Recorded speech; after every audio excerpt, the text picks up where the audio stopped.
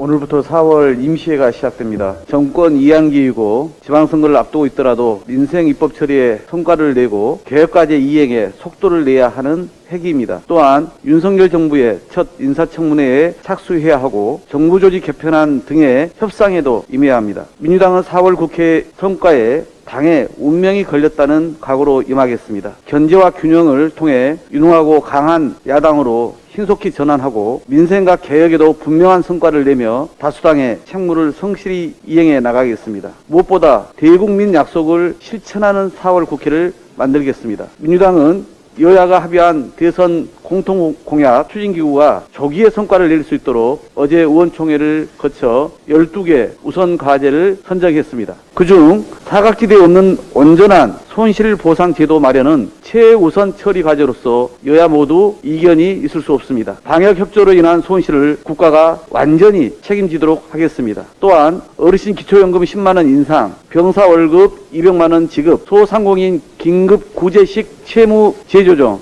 청년 희망계좌 신설 등 이런 공약은 여야가 바로 합의해서 국민이 그 효과를 빠르게 체감할 수 있게 해야 되겠습니다. 어제 김기현 국민의힘 원내대표께서 인사검증 7대 기준은 코미디라고 밝혔습니다.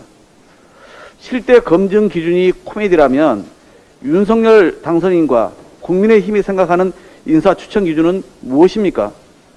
이 7대 기준은 너무나 당연한 것들이니 굳이 거론할 필요조차 없다는 뜻입니까? 설마 이 코미디 발언이 7대 검증 기준을 국민의힘 정부에서는 적용할 자신이 없다는 고백이 아니길 바랍니다. 2017년 5대 기준에서 음주운전과 성 관련 범죄를 추가하여 7대 기준이 된 것은 높아진 국민의 눈높이에 따른 조치입니다. 지금은 그때보다 국민의 눈높이가 훨씬 높아졌습니다. 인사검증 7대 기준은 공직자로서의 윤리와 자질을 검증하기 위한 최소한의 기준임을 명심해야 할 겁니다. 오늘 아침 6시부터 봉화산역에서 국회까지 휠체어로 출근했습니다. 우리 당 최영 의원님의 휠체어 지하철 출근 제안에 많은 의원님들께서 기꺼이 동참해 주셨습니다.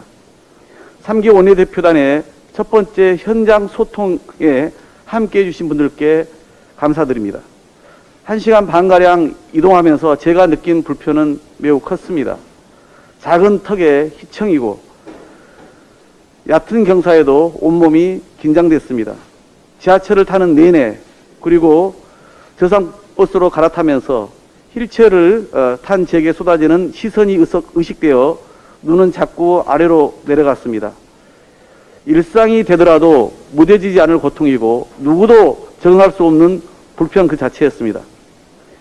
장애인 인권은 한 나라의 사회복지를 가늠하는 척도입니다. 장애인 권리 예산을 요구하는 장애인단체의 지하철 시위는 잠시 멈추었지만 해결 방안을 마련하기 위해 여야는 물론 인수위가 함께 지혜를 모아야 합니다. 다행히 지난해 국회는 교통약자인 장애인 등의 이동 편익을 위해 이동지원센터와 광역이동지원센터 설치를 의무한 바 있습니다.